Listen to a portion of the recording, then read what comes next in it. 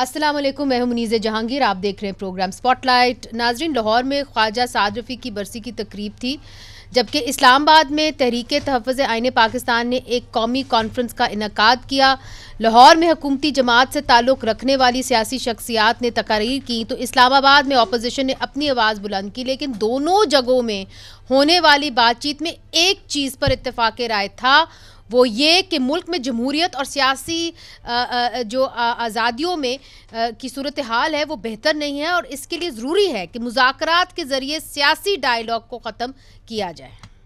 Committee ज़रूर बनाएं ताकि हम ख्याल पॉलिटिकल पार्टीज़ के साथ मिलाया जाए। कोई हाथ मिलाओ ताकि रास्ता निकले, बात करो कि बात से बात बने।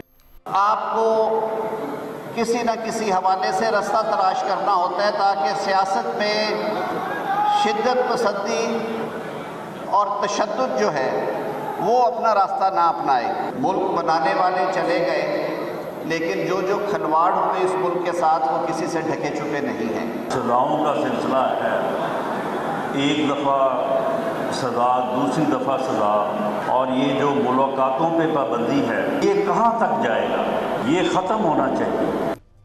तहरीक तहफ़्फ़ुज़ आईन पाकिस्तान ने नाज़रीन अपने एलामिया में इमरान खान और अली वज़ीर समेत तमाम सियासी कैदियों की रिहाई का मुतालबा भी कर दिया है वीकेंड पे, और इसके अलावा एलामिया में एक गैर जानिबदार चीफ इलेक्शन कमिश्नर की तैनाती करके इलेक्शन कमीशन की तश्कील 9 का मुतालबा भी किया है।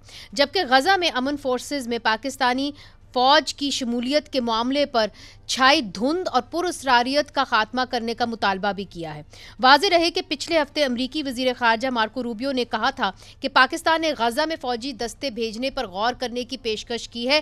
ताहम इनका मज़ीद कहना था कि पाकिस्तान समेत दीगर ममालिक अभी कुछ सवालों के जवाब चाहते हैं, जिसके बाद ही हम किसी मुल्क से ये कह सकेंगे कि वो गज़ा अमन मंसूबे के लिए अपनी खिदमात पेश करें। JUIFA के अमीर मौलाना फजल रहमान ने हुकूमत को खबरदार किया है कि गज़ा में अमन फोर्सेस का हिस्सा ना बने। हमें एक तल्ख तजुर्बा है जब ब्रिगेडियर ज़ियाउल हक गए थे और उर्दू में उन्होंने फ़िलिस्तीनियों के ख़िलाफ़ कार्रवाई की थी। आज भी फ़िलिस्तीनियों को भूला नहीं है। हमने एक ज़माने में इस इम्तिहान से भी गुजरे कि इराक़ फ़ौज भेजे जाए या नहीं जाए। अब ये पीस कीपिंग फोर्सेस, तो ये पीस कीपिंग नहीं होते, ये जंग कीपिंग, वॉर कीपिंग फोर्सेस होती हैं, जिसका नाम मासूम रखा जाता है। पाकिस्तान कतई ये गलती न करे कि वो बैनुल-अक़वामी इस फोर्स का हिस्सा बने कि जहां एक बार फिर फ़लस्तीनियों को हम अपनी बंदूक का निशाना बनाएं। ऐसी हालत से पाकिस्तान को गुरेज करना चाहिए और आलमी सतह पर हमें मुतनाज़ा नहीं बनना चाहिए। अब क्या पाकिस्तान अपनी फ़ौज गज़ा भेजने का सोच रही है, और अगर ऐसा हुआ तो वो किन शराइत पर होगा, और इसका असर ईरान के साथ पाकिस्तान के ताल्लुकात पर क्या पड़ेगा? ये एक बड़ा अहम सवाल है। और अब नाज़रीन, एहतजाज की तरफ क्या पाकिस्तान तहरीक इंसाफ और तहफ़्फ़ुज़ आईन पाकिस्तान जाएगी, और क्या पहली दफ़ा सियासी मैदान से अच्छी खबरें आने लगी हैं और मुज़ाकरात के दरवाजे खुल जाएंगे? ये भी एक बहुत बड़ा सवाल है।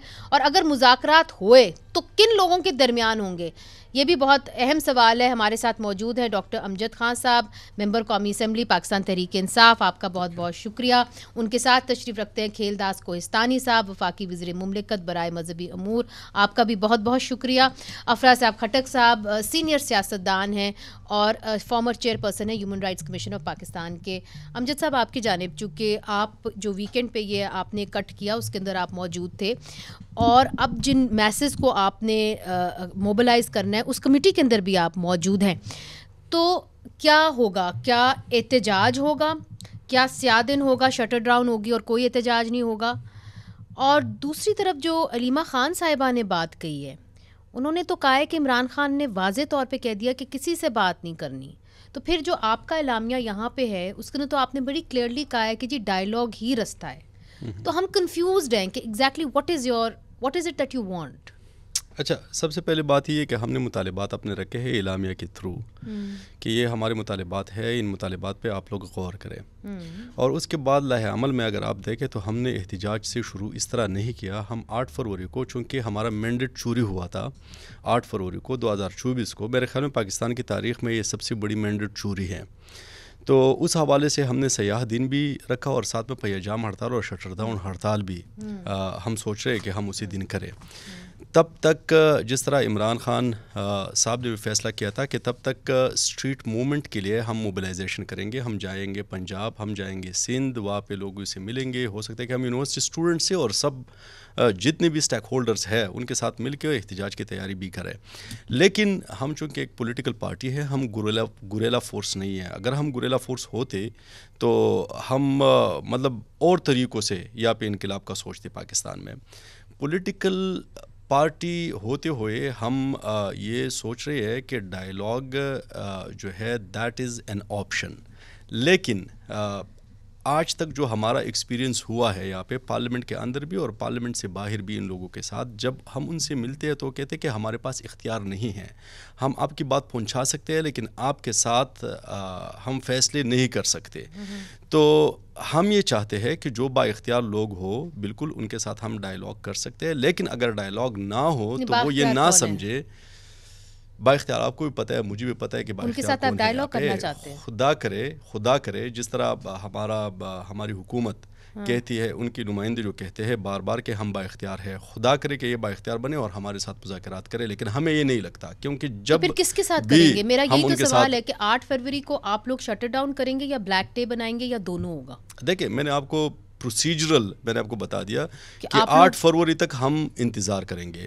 اگر یہ لوگ سنجیدہ ہے پاکستان کو آگے بڑھانے میں تو آپ کے مطالبات مانے جائیں. تو مطالبات جی ہمارے مطالبات بھی مانے. اگر ہمارے مطالبات یہ نہیں مانتے تو ہم بالکل اس مرتبہ چھپ نہیں بیٹھیں گے, ہم تیاری کریں گے اور انشاءاللہ اس مرتبہ جو ہم نکلیں گے تو ہم نتیجہ لے کے پھر واپس جائیں گے. نتیجے کے بغیر نتیجے جو ہمارے مطالبات ہیں ہم نے تو رکھے ہیں ہمارے اپنے مطالبات یہ اعلامیہ. So you're looking at both options. Yes, both options and very seriously this time. اور ساتھ میں پیجام ہڑتال بھی اور شٹر ڈاؤن ہڑتال اور آپ احتجاج بھی کریں گے. اور تیسرے نمبر پہ آپ نے مذاکرات بھی آپ نے کہا ہے and you are not clear کہ آپ نے کن سے مذاکرات کرنے ہیں. آپ نے کہا بااختیار. We are very clear. مطلب ہم چاہتے ہیں دیکھیے میرے خیال میں نہیں, میرے خیال میں جس طرح عمران خان نے اختیار دیا ہے محمود خان اچکزئی صاحب کو کہ اگر پولیٹیکل پارٹیز با اختیار ہو کے آپ سے مذاکرات کرنا چاہے تو آپ کر سکتے ہیں. تو یہ تو پاکستان میں کبھی ہوا نہیں اس طرح. خدا کرے کہ اس جب تک میری زندگی ہے تب تک تو نہیں ہوا. تو یہ جادو کیسے ہوگا ان کم دنوں میں؟ حکومت بڑی کانفیڈنٹ ہے. مگر اگر لیٹس سے کہ وہ نہیں ہوتے با اختیار, ٹھیک ہے, تو پھر آپ کسے مذاکرات کریں گے؟ پھر جو با اختیار لوگ ہیں ان کے ساتھ. اچھا, اب کھیل داس صاحب میں آپ کی جانب ذرا بعد میں آتی ہوں. افرا صاحب کھٹک صاحب سے میں ایک بات پوچھنا چاہتی ہوں. افرا صاحب کھٹک صاحب, آپ ایک ڈیموکریٹ رہے ہیں, آپ نے ہمیشہ جمہوریت کے لیے جد و جہد کی ہی ہے. یہاں پہ ڈاکٹر امجد صاحب کہتے ہیں کہ ہم اگر مذاکرات کریں گے تو با اختیار لوگوں کے ساتھ کریں گے. با اختیار لوگوں سے ان کا جو اشارہ ہے وہ یہ ہے کہ جو پاکستان کی آرمڈ فورسز ہیں. ایک طرف سے آپ یہ کہہ رہے ہیں کہ ان کو سیاست میں نہیں آنا چاہیے, دوسری طرف سے آپ کہہ رہے ہیں کہ آپ ان کے ساتھ سیاسی مذاکرات کریں گے. تو اگر سیاسی مذاکرات آپ کریں گے تو کیا یہ آئین کے تحت ہوگا؟ کہ دیکھیے یہ تو یعنی سیاست میں حصہ لینا اور سیاست مذاکرات کرنا جرنیلوں کا کام نہیں ہے یا کسی یعنی سیاسی پارٹیوں کے باہر لوگوں کا کام نہیں ہے. لیکن مشکل جو پیش آئی ہے ابھی, یہ جو موجودہ حکومت ہے اس نے جو جس رویے کا اظہار کیا ہے وہ یہ ہے کہ جب بھی ان سے ملاقات ہوتی ہے وہ کہتے ہیں کہ ہم آپ کا میسج پہنچائیں گے اور پوچھیں گے. تو یہ بڑی ایک ایمبیرسنگ صورتحال ہے. میں نہیں سمجھتا کہ اس کے بعد بھی میں اس کے حق میں نہیں ہوں کہ جرنیلوں کے ساتھ مذاکرات کیے جائیں. جرنیلوں کا کام جو ہے وہ ملک کا دفاع ہے اور جو ان کا اپنا پیشہ ورانہ ان کی جو ذمہ داریاں ہیں وہ پوری کرنا ہے. لیکن جس طرح کی حکومت کٹ پتلی حکومت بنی ہے اس نے بھی بہت مشکل پیدا کی ہے. اور یہ کانفرنس میں بھی شریک تھا, نیشنل ڈیموکریٹک موومنٹ شریک تھی, میں اس کی طرف پارٹی کی طرف سے گیا تھا. تو اس میں میں نے بھی دیکھا کہ دیکھیں نا اپوزیشن میں جو لوگ بھی ہیں ہر آدمی جو ہے وہ پوچھ رہا ہے کہ بھائی 26ویں آئینی ترمیم سے 73 کے آئین پر شپون مارا گیا ہے, عدلیہ بس کر دی گئی ہے, میڈیا پر پابندیاں ہیں. اس سب صورتحال میں اپوزیشن کے لیے اس کے سوا کوئی چارہ نہیں ہے کہ وہ ایک نقطے پر آہستہ آہستہ سب اکٹھے ہو کر ایک بات کریں اور وہ یہ کہیں کہ ملک میں آئین کی بحالی, جمہوریت کی بحالی اور بنیادی حقوق کی بحالی سب سے بڑی بات یہ ہے. تو میں سمجھتا ہوں اس میں یہ بحث جو ہے وہ اتنی اہم نہیں ہے. اہم بات یہ ہے کہ ملک کس طرف آگے بڑھ رہا ہے اور جمہوریت اور آئین کی بحالی کا راستہ کون سا ہے. ٹھیک ہے, مگر افراد صاحب کھٹک صاحب اس کے اندر یہ بھی بڑا ضروری ہے جو آپ نے بات کہی کہ یہ جو حکومت ہے یہ کٹ پتلی ہے.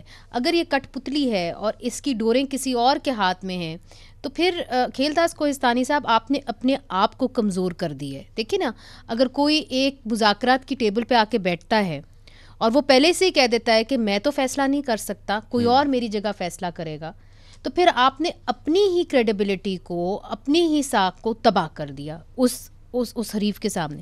دیکھیں, پہلی بات یہ کہ افراد صاحب کھٹک صاحب جو ہے ایک جمہوری لیڈر ہے. ہم چھوٹے بچے تھے ان کے دیکھتے آ رہے ہیں, اور کمیونسٹ پارٹی میں ہم رہے ہیں, جام ساکی سے کارکن تھے, کالج میں پڑھتے تھے, تو ان کی جدوجہد میں ان سے, مگر آج اس کے جو موقف ہے اسے میں ایگری نہیں کرتا. جو یہ سب کہہ رہے ہیں کہ یہ کہتے ہیں کہ ہمارے پاس اختیار ہے, ہم نے کبھی اس طرح نہیں کہا ہے.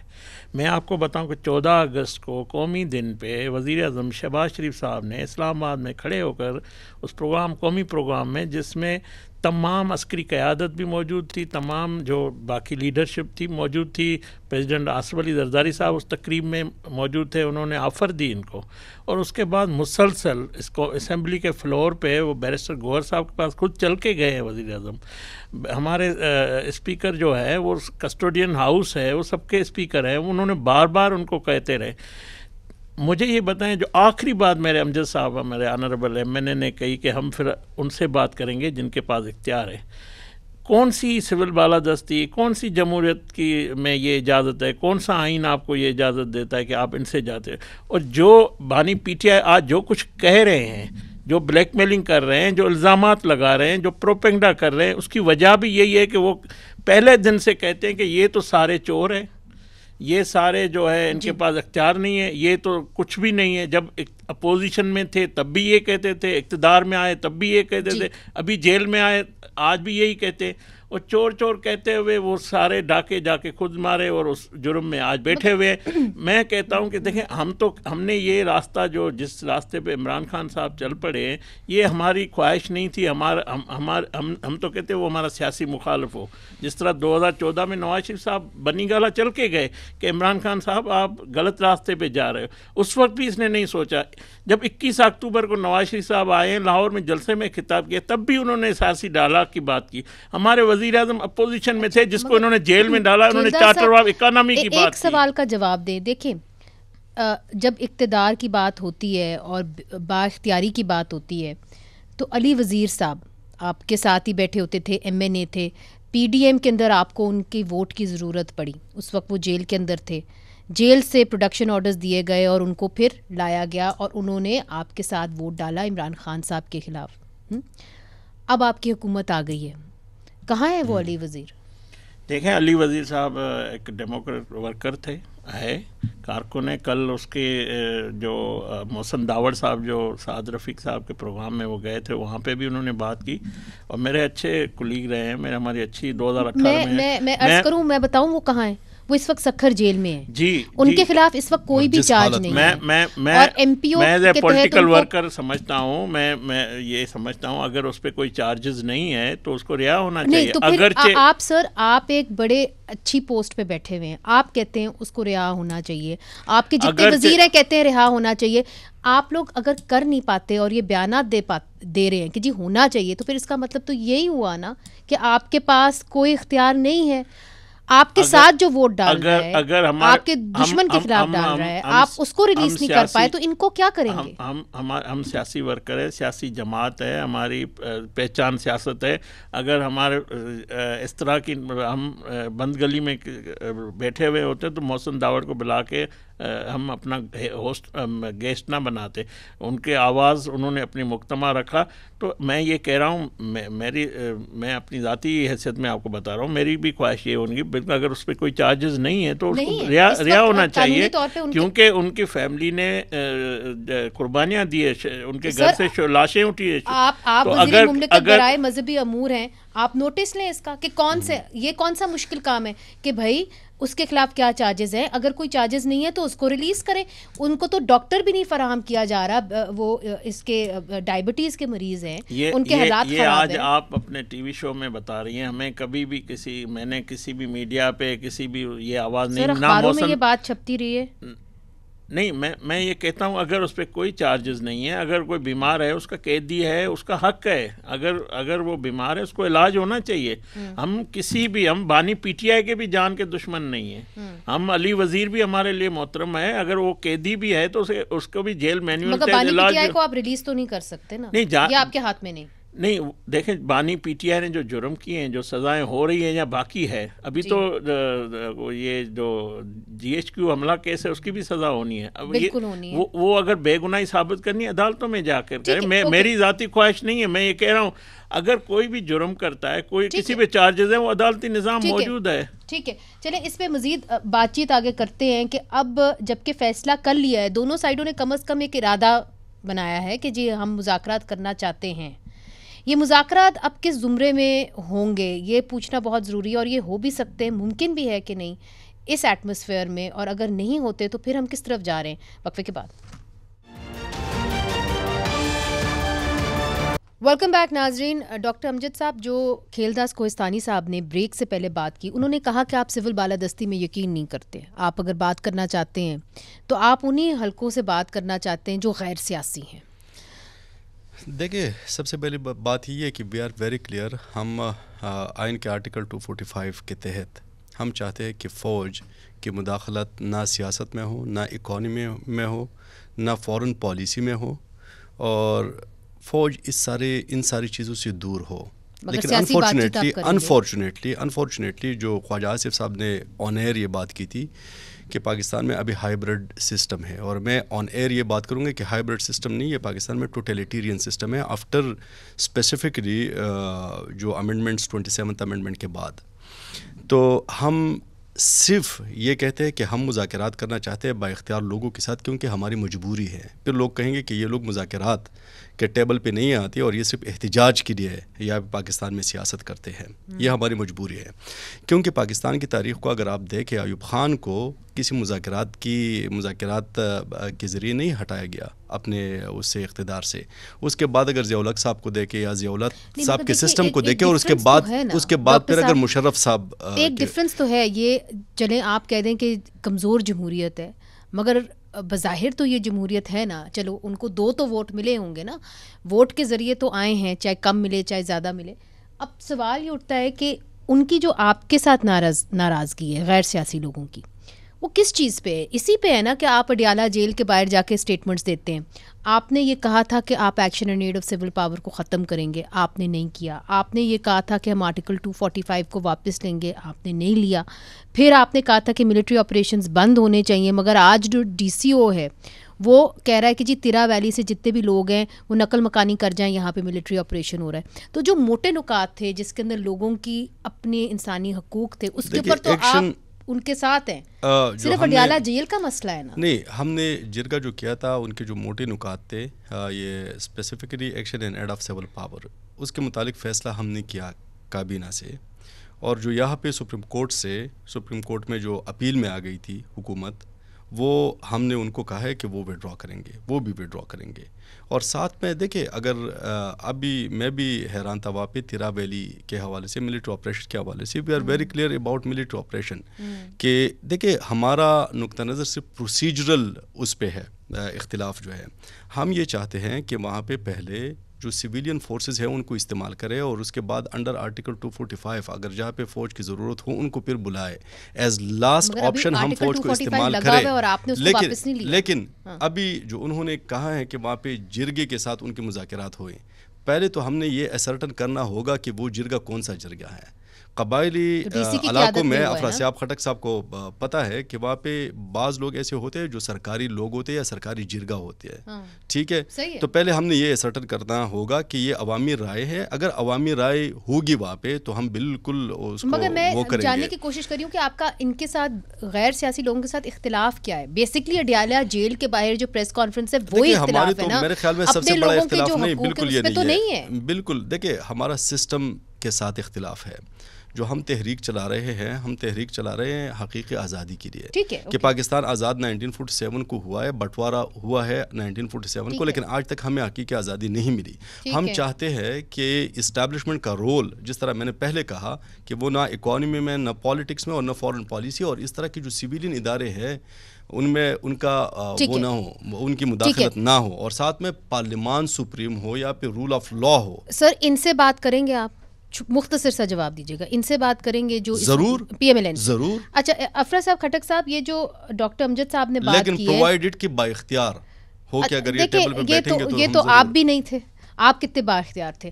افرا صاحب، کھٹک صاحب، اب what is the way forward? اگر یہ کہتے ہیں کہ جی ہم نے چارٹر آف ڈیموکریسی کو اور وسیع کرنا ہے، اور جو انہوں نے مطالبات رکھے یقیناً اچھے مطالبات ہیں آئین پاکستان نے، تو اگر ان پہ آگے بڑھنا ہے تو پھر آپ کو لگتا ہے کہ جن غیر سیاسی لوگوں سے یہ مذاکرات کرنا چاہتے ہیں وہ ان نکات پہ آئیں گے؟ اور اگر نہیں آئیں گے تو then what was the point of the conference? میرا خیال نہیں ہے کہ اس وقت مذاکرات کے لیے بہت حالات سازگار ہیں. مذاکرات کے لیے تو حالات بھی ہونے چاہیے نا جی. مثلاً جو سول حکومت ہے وہ ہر بات پہ، یعنی جیل میں ملاقات کے لیے بھی وہ کہتی ہے کہ ہم پوچھ کر بتائیں گے. یا مثلاً ہمارے صوبے میں یہ ٹھیک ہے کہ صوبائی حکومت کی بھی کمزوریاں ہیں، انہوں نے توجہ نہیں دی ہے بہت سارے مسائل پر جو وہاں مقامی طور پہ موجود ہیں، لیکن پھر بھی جو وہاں پہ جرگہ ہوا تھا، یعنی جس میں صرف پی ٹی آئی کا نہیں تھا، صوبے کی ساری پارٹیاں تھیں، اس میں لیگ اور پیپلز پارٹی کے نمائندے بھی تھے. انہوں نے مل کر ایک فیصلہ کیا. مرکزی حکومت نے اس پر یعنی اس پر عمل درآمد تو کیا، اس پر بات کرنا مناسب نہیں سمجھا. تو ایک طرح سے یہ جو پیریفری ہے، بلوچستان، پختونخوا، گلگت بلتستان، کشمیر، ان کو تو پھینک دیا گیا ہے ایک طرف، اور پختونخوا کو خصوصاً ایک طرح سے بھیڑیوں کے حوالے کر دیا، دہشت گردوں کے حوالے کر دیا گیا ہے. اور تو مشکل یہ ہے کہ ایسی صورتحال میں سوائے اس کے کہ اپوزیشن پارٹیاں، جمہوری لوگ، اگر وہ محاذ میں ہو یا نہ ہو، لیکن یہ کہ آئین کی بحالی اور جمہوریت کے لیے ان کو جدوجہد کرنی ہوگی. میرا خیال ہے جدوجہد کے سوا مجھے کوئی راستہ نہیں نظر آ رہا، کیونکہ جو حکومت ہے وہ آئین میں ترمیمیں کی جا رہی ہیں، اور ایسی ترمیمیں جس کا اسمبلی کو اختیار نہیں ہے. خود اسمبلی کے بارے میں سوالات ہیں کہ یہ کس طریقے سے آئی ہے. 2024 کے انتخابات کتنے انتخابات تھے؟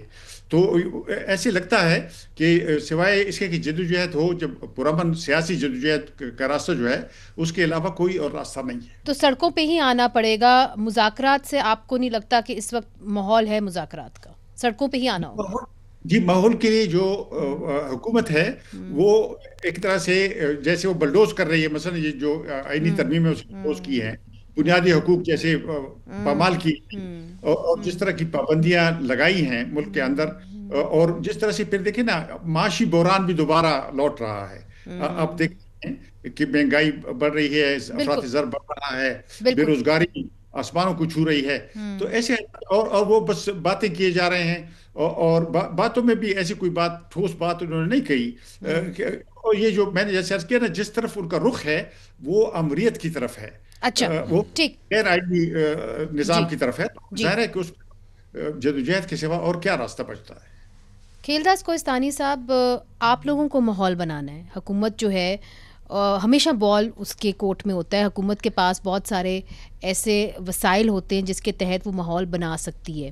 اب جب کہ خواجہ سعد رفیق نے بھی بات کی، رانا ثناء اللہ صاحب نے بھی بات کی، اعظم نذیر طاہر صاحب نے بھی بات کی، آپ کے ذہن میں کوئی ایسی پیشکش ہے جو آپ کر سکتے ہیں؟ ان کے بہت سارے نکات ہیں، آپ چلیں سب پہ نہیں، دو پہ آپ کام شروع کر دیں. نہیں، پہلے امجد صاحب جو حقیقی آزادی کی بات کر رہے ہیں کہ ہمیں حقیقی آزادی چاہیے، مجھے یہ بتائیں ان کی حقیقی آزادی وہ چاہتے ہیں جس میں کہتے ہیں کہ چیف آف آرمی اسٹاف ہمارا باپ ہے؟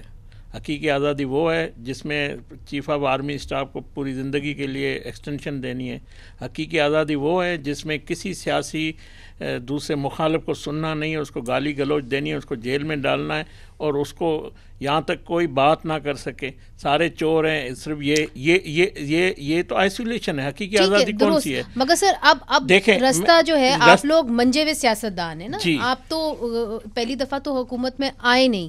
اب اگر آپ نے کوئی رستہ بنانا ہے اور آپ نے اس کا اظہار کیا کہ ہم نے رستہ بنانا ہے، آپ نے اس کے بارے میں کچھ سوچا ہے کہ کیا کر سکتے ہیں آپ؟ کیا آپ کے اختیار میں کیا ہے، کیا کر سکتے ہیں؟ دیکھیں، سب لوگ کہتے ہیں کہ نواز شریف صاحب اس خطے کے سینئر لیڈر ہیں، وہ پاکستان کے سینئر لیڈر ہیں، وہ بات چیت کر کرے, وہ راستہ نکالے.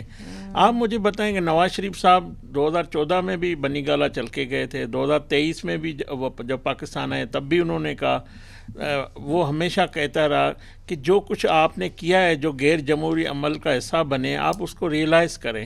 آپ سے مولانا فضل الرحمان صاحب جیسا سیاستدان بھی آپ کے کانفرنس میں نہیں آتا ہے, اس کو بھی آپ نہیں منا سکے. نواز شریف صاحب کو آپ تسلیم کرنے کے لیے تیار نہیں ہیں, تو آپ کون سی سیاست کی بات کر رہے ہیں, کون سے آئین کی بات کرتے ہیں؟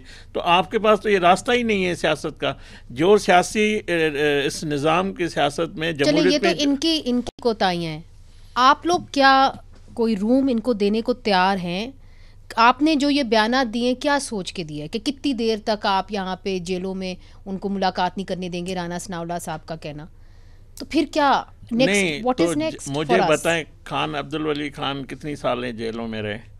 کیا بات سنیں, نہیں مجھے آمریت تھی نا, آپ اپنے آپ کو آمروں سے تو کمپیئر کر رہے ہیں. میں آمروں کی بات نہیں, وہ جیل, میں یہ سے کہہ رہا ہوں کہ رسول بخش پلی جو جیل میں رہا, جام ساکی جیل میں رہا, جی ایم سے جیل میں رہا, زیادہ تر آمریت, ٹھیک ہے نا, بزنجو رہے, مگر کبھی بھی انہوں نے 9 مئی جیسا واقعہ نہیں کیا. ان کی جماعتوں نے, انہوں نے کبھی اس طرح کی گفتگو نہیں کی. چلیں اب ہو گیا نا, اب آگے کیا کرنا ہے؟ دیکھیں, جب تک 9 مئی جیسے واقعات میں معافی مانگنا, جب تک آخری جو ان کی پوسٹ ہے, جو انہوں نے فرمایا, جو ان کے بیانات کو واپسی نہیں ہوتی, تو میں سمجھتا ہوں حکومت کسی بھی عمران خان معافی مانگے. جی بالکل, قوم کے سامنے معافی مانگے کہ 9 مئی پہ غلط ہوا ہے, اس میں کیا ہے بات؟ تو عمران خان صاحب معافی مانگے تو معاملہ آگے پاکستان کا, پورے جو اتنی ہماری بڑی پاپولیشن ہے اس کا معاملہ پھر تبھی حل ہوگا. اس کے اوپر مزید بھی بات کرتے ہیں, اور یہ بھی کہ پاکستان جو ہے وہ غازہ میں جو فورس بننے جا رہی ہے, انٹرنیشنل اسٹیبلائزیشن فورس, کیا پاکستان اس کا حصہ بنے گا, اور اگر بنے گا تو اس کے دورس نتائج ہمارے خطے پہ کیا ہوں گے؟ اس پہ بات کریں گے, کہیں نہ جائیے گا, وقفے کے بعد. ویلکم بیک ناظرین. ڈاکٹر امجد صاحب, یہ جو کھیلداس کوہستانی صاحب نے بات کی کہ آپ مولانا فضل الرحمان صاحب کو آمادہ نہیں کر سکے, اور دوسری بات یہ کہ 9 مئی کے واقعے کے اوپر عمران خان صاحب اپولوجائز کر دیں, معاملہ رفع دفع ہو جائے گا, حالات بہتر ہو جائیں گے پی ٹی آئی کے لیے. دیکھیے, پہلی بات یہ ہے کہ انہوں نے جو بات کی گالم گلوچ کی سیاست کی, میرے خیال میں 1990s میں اگر آپ دیکھیں, 1980s کو اگر آپ دیکھیں, تو پاکستان مسلم لیگ کی پارٹی جو بنی ہے وہ ضیاء الحق کی بدولت بنی ہے. اور جتنا سیاسی اختیار ان کو دیا گیا تھا وہ انہی کی بدولت دیا گیا. پھر جو کیس ہے IGI کا, IGI کو استعمال کر کے 1989, نہیں, we have to point it out تاکہ ہم صحیح سمت لیں, صحیح ڈائریکشن میں جائیں. مولانا فضل الرحمان اور بینظیر کو جتنی, بینظیر صاحبہ کو جتنی گالیاں پڑی تھی اس وقت سپریم کورٹ پہ, جتنا سپریم کورٹ پہ جس نے حملہ کیا تھا. اب بات یہ, مولانا فضل الرحمان صاحب آ رہے تھے ہمارے کانفرنس پہ, لیکن ہم نے 26th امینڈمنٹ کو شامل کر کے, اور انہوں نے کہا کہ پرنسپلی ہم نے ووٹ کیا تھا 26th امینڈمنٹ کو, تو اسی وجہ سے وہ نہیں آ سکتے, ٹھیک ہے, اسی وجہ سے وہ نہیں آئے. اب ہم کوشش کریں گے کہ انشاءاللہ کہ 8 فروری سے پہلے ان کو اعتماد میں بھی لیں, اور ان کو احتجاج کے لیے ہم اپنے ساتھ بھی ملائیں, اور انشاءاللہ ملیں گے. بڑی اہم بات ہے. جی, اور جو معافی مانگنی ہے خان صاحب نے 9 مئی کے حوالے سے ہمارا کلیئر موقف ہے کہ آپ لوگ CCTV فوٹیجز, یہ ساری چیزیں نکال کے پہلے اسرٹن کریں کہ وہ حملہ کس نے کیا تھا. اس طرح کبھی ہو سکتا ہے کہ GHQ پہ کوئی بندہ حملہ کرے, ہم کینٹ کے اندر گھس نہیں سکتے سوائے اس کے کہ ہم 4-5 مرتبہ پہ چیک پوسٹ پہ اپنی آئیڈینٹی کروائیں. جی اچھا, ISAF کے اوپر میں افراد صاحب کھٹک صاحب کا بھی موقف جاننا چاہتی ہوں, مگر کوئکلی کھیلداس کوہستانی صاحب, چونکہ آپ حکومت میں ہیں, آپ نے کیا حتمی طور پہ فیصلہ کر دیا کہ آپ پاکستانی افواج جو ہیں وہ آپ غازہ بھیج رہے ہیں؟ دیکھیں, اس پہ ڈپٹی پرائم منسٹر وزیر خارجہ اسحاق ڈار صاحب نے تفصیلی بات چیت کی ہے, اور کابینہ میں ابھی تک کوئی ایسا معاملہ نہیں آیا جو میرے علم میں, کوئی فیصلہ نہیں کیا گیا. نہیں, میرے علم میں نہیں ہے. جو گورنمنٹ پالیسی اسٹیٹمنٹ ہے, میں سمجھتا ہوں ڈار صاحب کا تفصیلی وہ جو پریس کانفرنس ہے وہ موجود ہے, اس کو. ٹھیک ہے. افراد صاحب کھٹک صاحب, چونکہ آپ بین الاقوامی سیاست کو اچھی طریقے سے دیکھتے ہیں, اس کے اوپر آپ بات چیت بھی کرتے ہیں, اگر پاکستان اپنی فوج غازہ بھیجتی ہے, اور جو نکات ابھی صدر ٹرمپ نے دیے ہوئے ہیں اس کے تحت حماس کو بھی ڈی ویپنائز کرنے کی بات کی ہے, ڈسارم کرنے کی بات کی ہے, اس کے کیا اثرات ہمارے اوپر ہوں گے اور خطے کے اوپر ہوں گے؟ جی دیکھیے, غزہ میں بہت قیامت غزہ کے اوپر گزری ہے. جیسے اسرائیل نے وہاں پر جینوسائڈ کیا ہے، جتنا لوگوں کو مارا ہے، جتنا تباہ کیا ہے غزہ کو، اور بالکل ایک فیشزم کا شکار ہیں غزہ کے لوگ، اپرتائڈ کا شکار ہیں، جینوسائڈ کا شکار ہیں. تو ایسے حالات میں سمجھتا ہوں کہ وہاں پر فوجیں بھیجنا بجائے خود درست بات نہیں ہے، کیونکہ یہ تو ایسے ہے جیسے کسی جگہ مائن لگے ہوں، یعنی مائن فیلڈ ہو، یعنی جو بارودی سرنگیں ہیں ایک جگہ میدان میں لگی ہوں، اور کوئی آدمی وہاں جا کے ڈانس کرنا شروع کر دے تو نیچرلی وہ تو ایک خطرے کا ایک کو دعوت دینے والی بات ہے. تو وہاں پہ دیکھیں کہ آپ کس کے ساتھ کوآرڈینیٹ کریں گے. اسرائیل کے ساتھ کوآرڈینیٹ کریں گے، کیونکہ اسرائیل تو غزہ کی اوور آل سیکیورٹی کسی اور کو دینے کو تیار نہیں ہے. انٹرنیشنل فورس کے پاس بھی اختیار نہیں ہوگا، کیونکہ اسرائیلی وہاں بیٹھے ہوئے ہیں، غزہ کے بیشتر حصے پر ان کا قبضہ ہے. تو میں سمجھتا ہوں کہ اس کے بہت برے اثرات ہوں گے. اور دیکھیں نا، امریکہ کو اگر ضرورت ہے تو اس کے جو عرب اتحادی ہیں ان میں سے لوگوں کو جانا چاہیے، ان کی زبان ہے، ان کے لیے آسان ہوگا. میں سمجھتا ہوں کہ پاکستان کی فوجیں جائیں گی تو اس سے سیاسی طور پہ بھی نقصان ہوگا، اور پاکستان ایک ایسے مسئلے میں پھنس جائے گا کہ اس سے نکلنا پھر مشکل ہو جائے گا. اور ایران کے ساتھ بھی آپ سمجھتے ہیں کہ معاملات مزید کشیدہ ہو سکتے ہیں اگر ہم گئے تو؟ جی، ایران کے ساتھ بھی ہو سکتے ہیں. لیکن ایران یا اس کے جو حامی ہیں مڈل ایسٹ میں، وہ تو سارے اس کے سارے ہیں ہی. لیکن آپ مین سٹریم جو مسلمان ہیں، عرب ہیں، یا دوسرے انصاف پسند لوگ ہیں اور مذاہب کے بھی لوگ ہیں، وہ سب اسرائیلی اس کے خلاف ہیں جو جینوسائڈ ہے. تو اس میں آپ دیکھیں نا، جو جنرل ضیاء الحق نے وہاں پہ کیا تھا 70s میں، وہ اس طرح کی تاریخ دہرائیں گے تو اس ایک تو پھر ظاہر ہے کہ اس کے لیے کوئی جواب نہیں ہے، کوئی وضاحت نہیں کر سکے گا کہ کیوں ہوا، کیونکہ یہ تو واضح ہے کہ وہاں پر جانے سے آپ ایک طرح سے غلط سائٹ پہ کھڑے ہو جاتے ہیں، تاریخ کی غلط سائٹ پہ کھڑے ہو جاتے ہیں. جی ڈاکٹر امجد صاحب، اس کے اندر آپ کی پارٹی کا کوئی واضح موقف نہیں آیا، اور آپ فورن افیئرز کمیٹی میں بھی ہیں قومی اسمبلی میں، تو کیا ہے ہمارا موقف؟ پہلے سے اس کے متعلق بڑا کلیئر ہے کہ قائد اعظم رحمۃ اللہ علیہ نے اس کے متعلق کہا تھا، اسرائیل کے متعلق اللیجیٹمیٹ اسٹیٹ.